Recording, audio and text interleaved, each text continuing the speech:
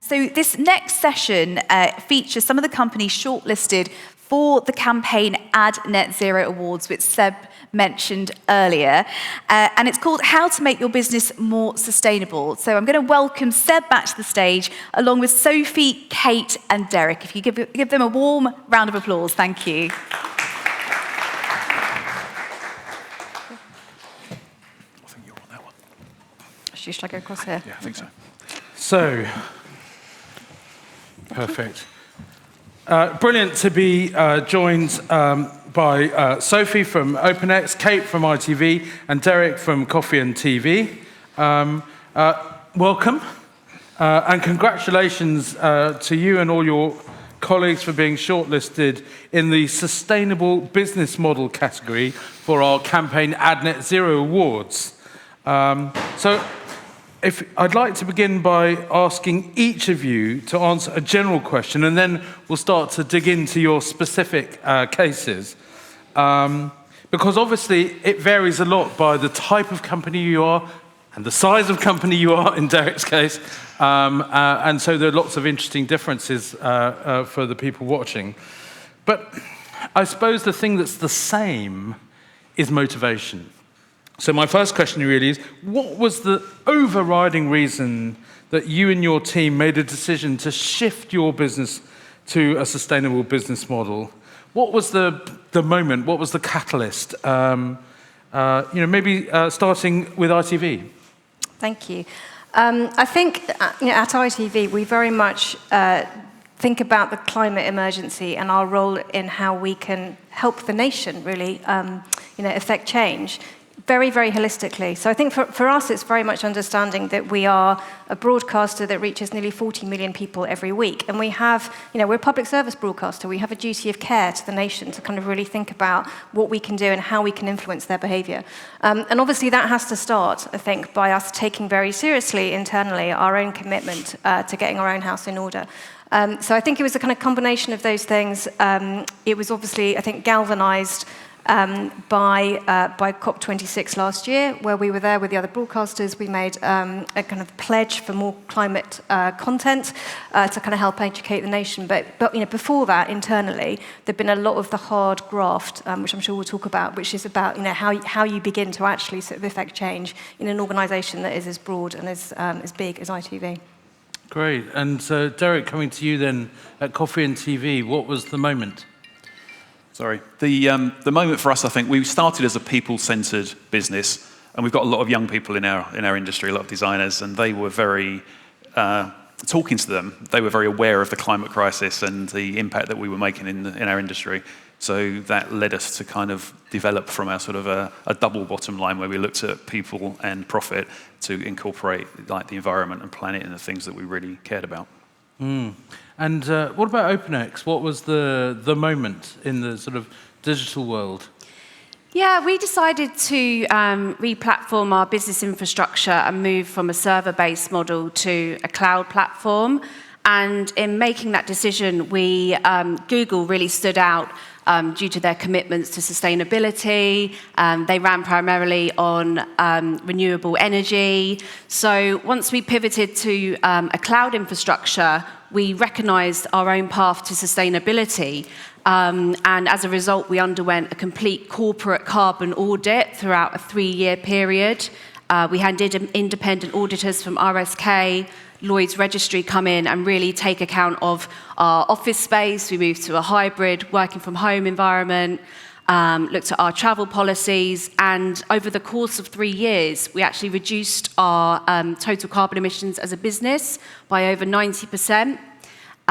We were certified carbon neutral by Natural Capital Partners in May this year, and we do in fact meet the SBTi's net zero standards. So yeah, we're really chuffed of how far we've come, and it's really exciting to see other players in the space doing the same thing. Hurrah, hurrah. So basically, if we look at your example, what we're seeing is through wise procurement, through your supply chain, and then that provoking a thought about your own kind of internal running systems, Exactly. you managed to actually reduce your carbon, not offset it, but reduce it. Reduce it, and in addition, working with offsetting companies, the gold standard in that realm. But yeah, primarily we've reduced our Perfect. emissions. No, that's a very inspiring example there from OpenX. So, Derek, coming back to you, you are the small and medium-sized enterprise here in London.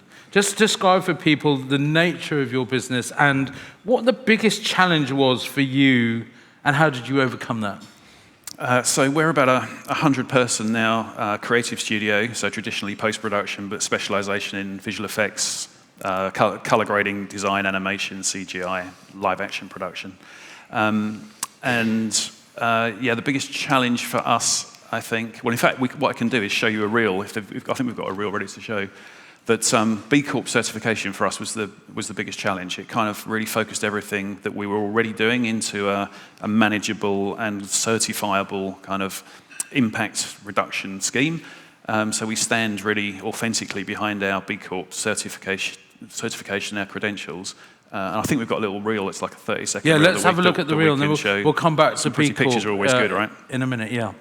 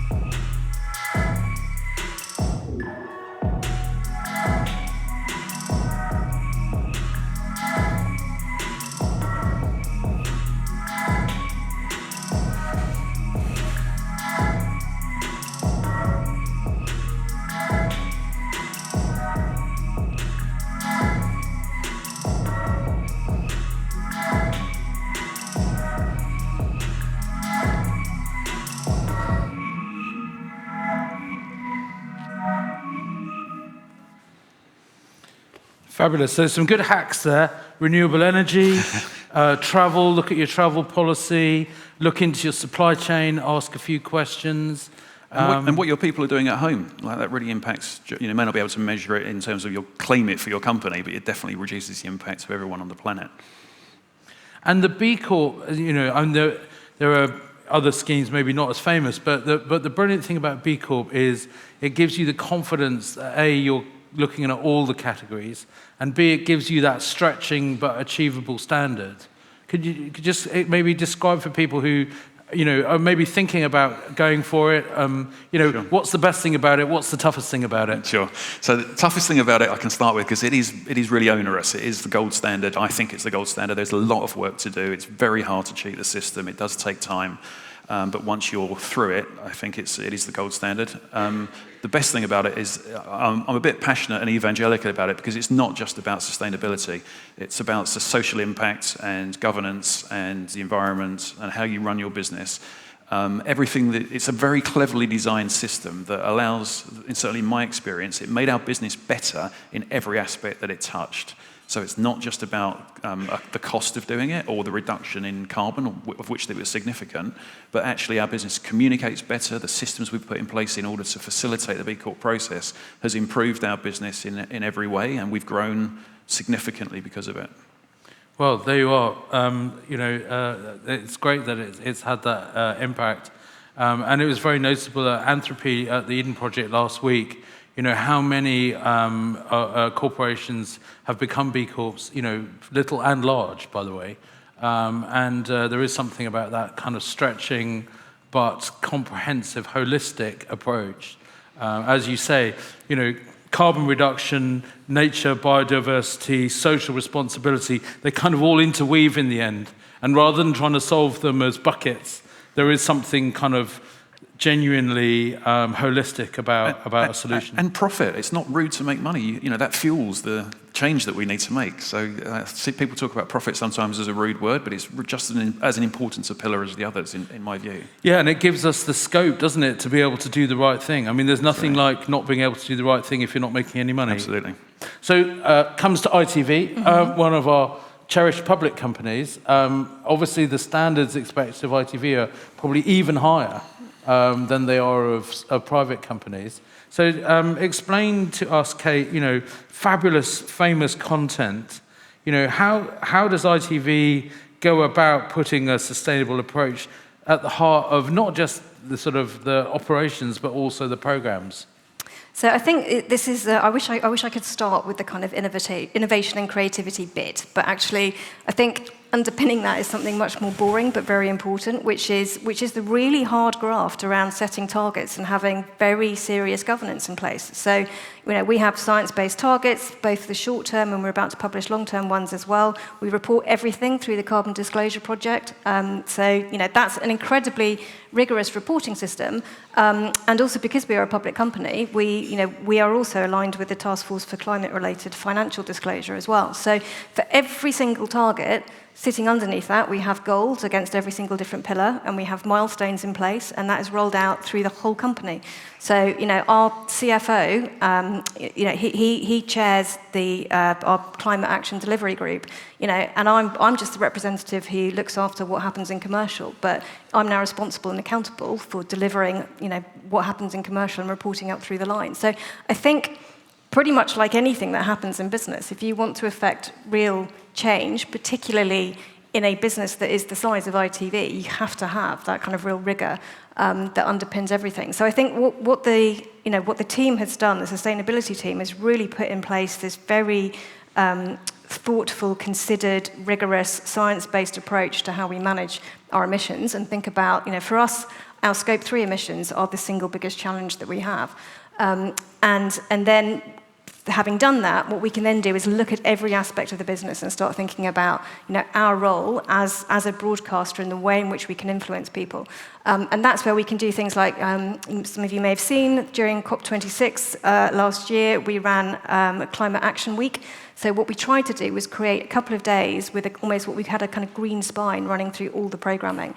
And that's an enormous ambition, enormous effort to get all of those people involved in making all of those programs to do something. And we learned a lot from it, actually. And one of the things that we learned, which I think is an interesting thing for us, is that rather than just making programs which are specifically about the climate crisis, and we can do that, but actually we get better engagement when what we do is we run messaging through other programs. So actually, if people are fans of This Morning, what they want to see is Holly and Phil talk about it and bring it into that kind of show in a very natural way. We want to create storylines in the soaps because that's what people engage with. And actually, it's understanding why people come to ITV for the content that we have and thinking about how we can normalize the conversation around some of these issues, as well as layering in those kind of things that look at it very specifically. But that, we know, for our audience is the most powerful way of doing it. It's really to run it through everything. So I think that's a really important point, and maybe just reflecting back on the conversation that we had in the earlier session about claims and about trying to build citizens' understanding of different types of standards. What better way than having Holly and Phil explain that in a segment on a program that millions of people are watching already. Yeah. So that does seem, I think it shows how content can also play its role. And then on the journey to decarbonise, obviously television, complicated industry, many moving parts, yeah. From production to the actual media process, the transmission process. How's that going, and what are the challenges there? So I think the challenges are significant, it's fair to say. So if we start with the production side of things, so I think production is quite a long way ahead. So ITV Creative were the first creative agency to be 100% Albert certified. I think currently about 84% of our content is Albert certified, and we're working very, very closely with the studios that aren't part of ITV, but the independent studios, to make sure that we build that into everything. So for those who don't know, that's almost the content equivalent of Ad Green. So it's about essentially working really hard to reduce everything that you can to make that production as sustainable as possible. On the transmission side of things, there is a really big challenge, actually, which is that as we shift from linear transmission to digital, that's not good news for the climate.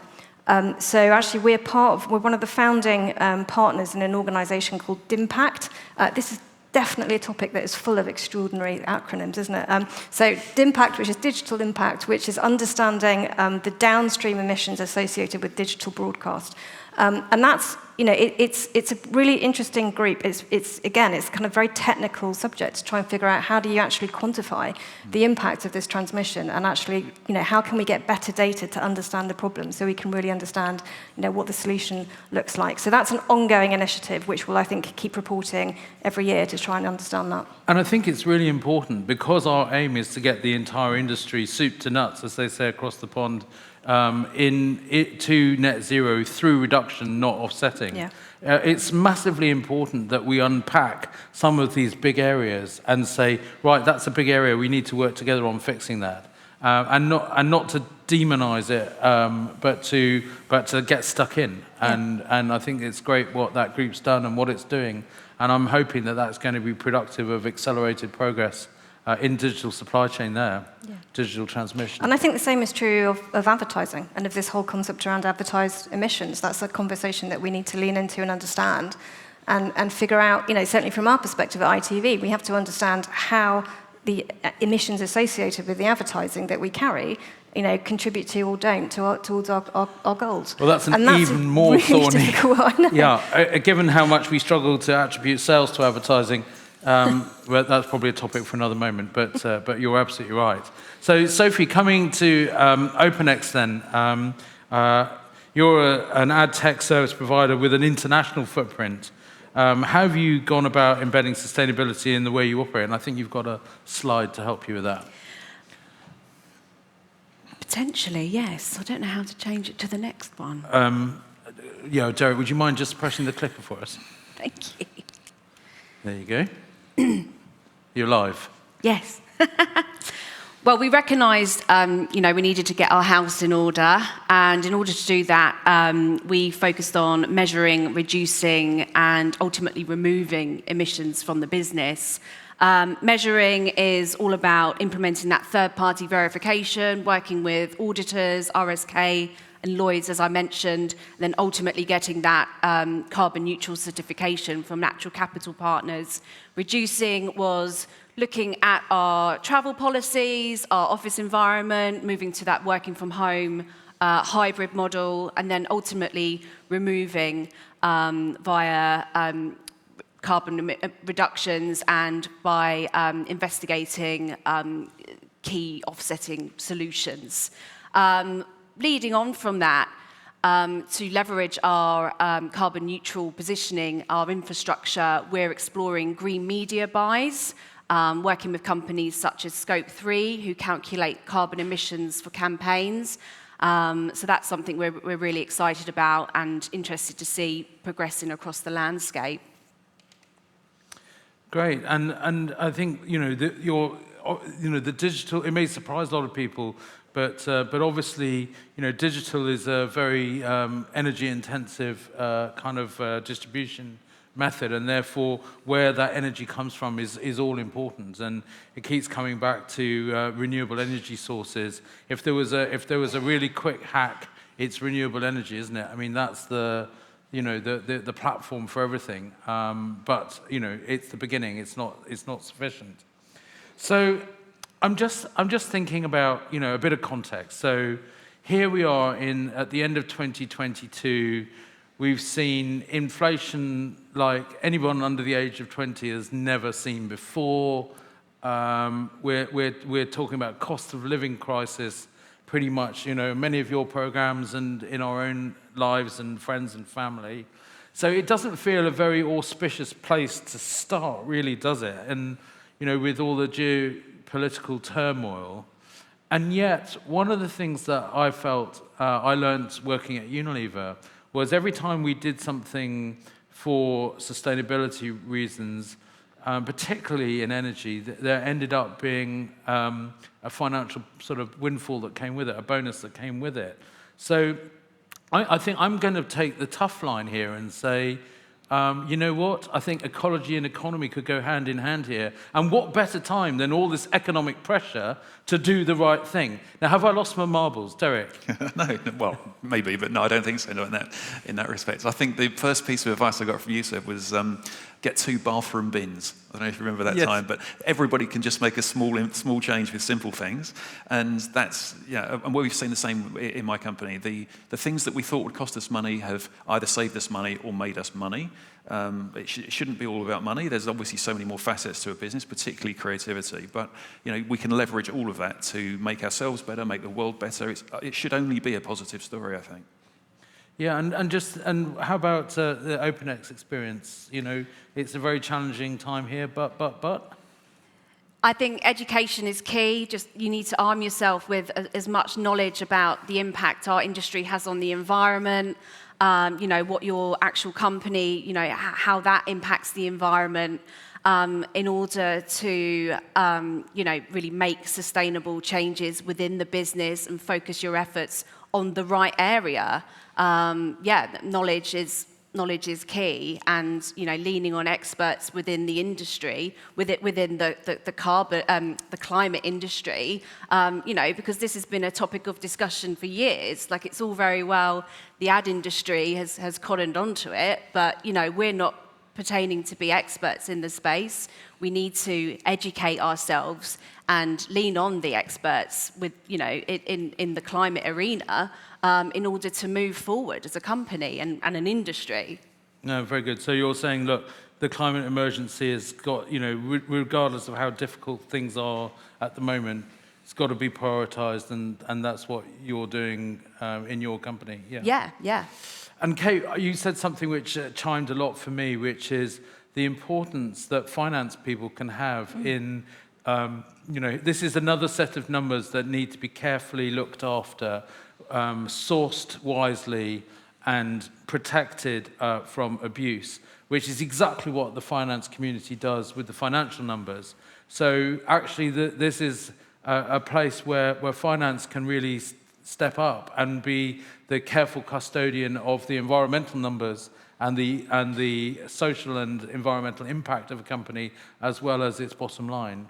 I think absolutely, and I think if you're you'll know this from Unilever, if you're a public company, this stuff is really, really important, and it's going to increasingly, I think it is going to become, a fundamental requirement of financial reporting. For all of our investors who are making decisions that are relating to risk, being able to report accurately and responsibly around the climate risks attached to a business is going to be, super important. And I think it's going to be a fundamental driver of the shift from what we call sort of responsible reduction, which is sort of where we are now, to how we thrive in a climate-conscious world, which is where we want to get to. So I think we have to look at it as an opportunity. And we have to sort of think about, particularly in our case, where I sit in commercial, we've got this great opportunity to be able to support the kinds of businesses that are going to be, the cornerstones of a climate-conscious economy in the next few years. So one piece of advice would you give to other, companies going down this path? I think what you need is a combination of real experts. I'm not an expert. I'm an interested layperson with a kind of fascination for behaviour change. But you need a group of people who really, really know their stuff. I've been fascinated to understand just how technical this gets, particularly when you're working in a business that is tech impact, fueled like ours is. And then you have to couple that with people with a genuine passion for change and a knowledge of behaviour change, because the change that's required internally in an organisation, let alone when you kind of get outside to your, to your stakeholders, to your customers, in our case to our viewers, it requires real effort and determination. But I think we're very good in the advertising industry at being both relentless optimists and also very creative. So I think if we can harness some of that power, it would be great. Sorry, that was a long-winded answer. No, it's a great answer, and I think what you're saying is we have to drive through the inertia, and there's inertia in all companies, even those with a clear sense of purpose and a highly motivated workforce, and we have to drive through the inertia and get to the tipping point where change can start to occur. So we've got a couple of questions on Slido. Very thoughtful one. What's your opinion on carbon neutrality? Is it better to purchase offsets or spend the equivalent investing in low carbon products, electric vehicles, renewable energy, or others? Well, it's a big topic, isn't it? the first thing to do is to reduce your carbon emissions, right, as much as you can. That drive to net zero is actually the goal here, isn't it? And then you offset as conscientiously as you can what's left. So that's my view on offsetting. Yeah, I would definitely agree with that. I think offsetting is the last reserve of the immovable last few kilograms of carbon. I mean, our game here is to remove those kilograms of carbon to the point where they become stubborn and irremovable, and then to find quality. And I think you were saying this, Sophie, quality offsets. Yeah, working, with the gold standard of offsetting companies out there. But yeah, like the ultimate aim is to reduce the emissions, and offsets, being that last resort. Yeah, so I think we have to look at this as a multifaceted investment. If that investment can improve your standing with clients, make you likely to be more popular and have more clients, and at the same time remove your carbon footprint, that would be a good investment case, I would have thought. So yeah, I think that's quite straightforward and clear. So this is an easy question to ask and a difficult question to answer, but that's why we have the three of you here. ESG reporting. How are you preparing your business to start collecting the data? So obviously, this is absolutely for a PLC, a kind of day-long activity. But for you guys, it's probably more for your renewals of your benchmarking. And maybe start with you at ITV. So we, as I say, we're lucky, we're big, we have teams of people who do this. So, all of our, as I say, all of our targets have sort of delivery plans that sit underneath those, and attached to that is all of the financial information that is required. So we have, we have teams who do it who are specialists in it, would be my very bad answer to that question. It takes a lot of time and effort and technical expertise, I think, and that's what we're lucky enough to have. Yeah, so I think if you're a big company, make sure you've got experts and treat it like finance would be my short version of your answer. If you're a small company and you're doing it to renew your B Corps, what would you recommend, Derek? So part of the B Corp certification is you have to publish an annual sustainability report. So we have a 91-page sustainability report on our website, looking shiny and pretty, which will get updated every year. We obviously go through the same certification processes with Albert to justify the carbon neutral claim. So there are plenty of things that you can do which aren't necessarily hugely onerous, that require big company resources to do that. It's just being authentic and transparent, I think, with everything you're doing. Yeah. What about at OpenX?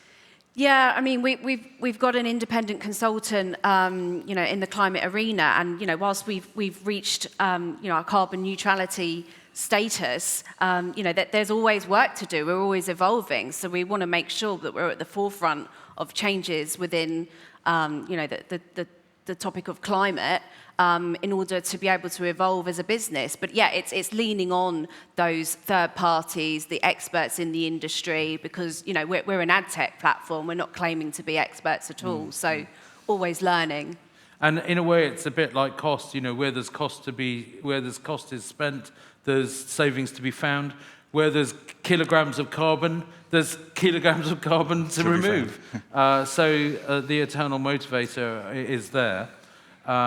So we had a question in about being in a global company, and I think the questioner was expressing some frustration about if you're in a local division, what can you do about kind of global contracts? I think my experience from being in a big company is find out who's responsible for it and check they're on the case. That may not be part of your day job, but it will certainly make you feel better. And just in case they're not, you've done something helpful there as well. So that would always be my personal advice. If it matters, check out who's in charge and are they doing what we expect them to do. And I think it's a very important point to close on, which is, the sobering thought is that if we only deliver on what the government's pledged so far in the COP process, we will be nowhere near 1.5 degrees. So we will have to go further, faster. And we can. the brilliant thing about our industry is it doesn't really require an amazing technological breakthrough of Nobel proportions. We have most of what we need. What it now takes is willpower and application. And I think the 3 companies that you see here today are people who've made those choices, decided to go for it, and do the right thing. And as you've heard, discover, that they get increased employee engagement, save some money, win some more business, and there couldn't be a better story. So rain or shine, geopolitical crises, cost of living crises, do the right thing, and you'll be amazed what good things can flow to you. So I'd like you to put your hands together for our panel here.